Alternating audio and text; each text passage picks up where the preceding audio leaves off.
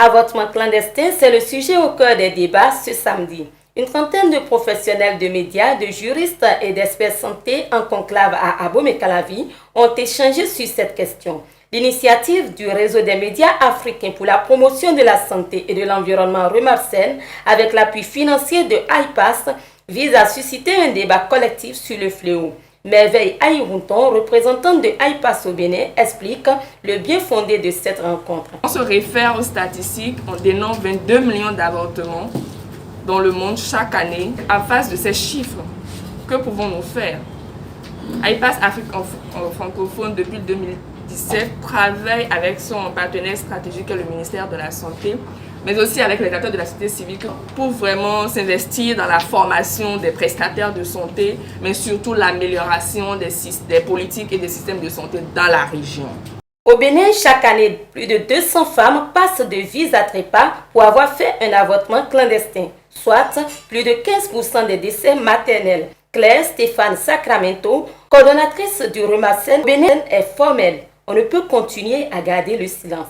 Sans communication, nous ne pouvons pas grand-chose. D'ailleurs, nous ne pouvons rien. Face à ces réalités-là, que IPAS, qui est demandeur, a trouvé important de faire ce partenariat avec le Remapsen, donc de travailler pour améliorer la communication liée à ces sujets sensibles. 3 communications ont meublé les discussions. Les participants ont été unanimes pour reconnaître qu'il faut d'une part communiquer sur le sujet et d'autre part amener les décideurs à revoir la législation en la matière. Légaliser l'avortement, c'est permettre à la fille de suivre son écolage.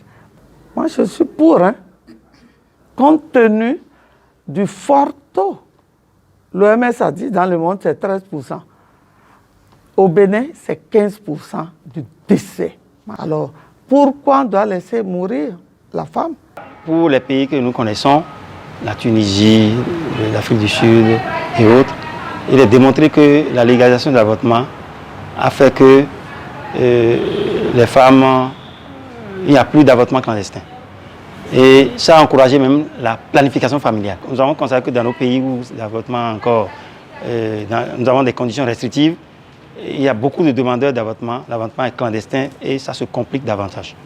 Créé en juillet 2020 et représenté dans 22 pays dont le Bénin, le réseau des médias africains pour la promotion de la santé et de l'environnement compte accompagner les professionnels des médias afin qu'ils initient des sujets de production sur les avortements clandestins.